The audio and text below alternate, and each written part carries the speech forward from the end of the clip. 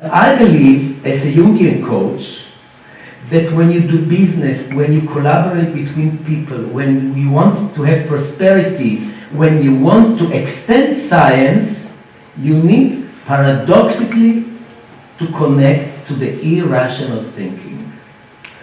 And the purpose of this lecture and thereafter workshop is to really encourage, stimulate, and even sell you the idea that if you want to collaborate better,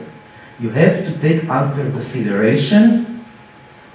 that there is an unconscious that is interweaving and interrelating between each one of you and between you and yourselves. So paradoxically, when we really arrive to almost the utmost of science,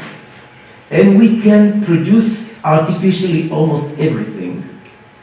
scientists and physicists, especially physicists, rediscover the irrational thinking to gain more control, more knowledge, but more intimate relationship through the unconscious repertoire. And this is the essence of my lecture.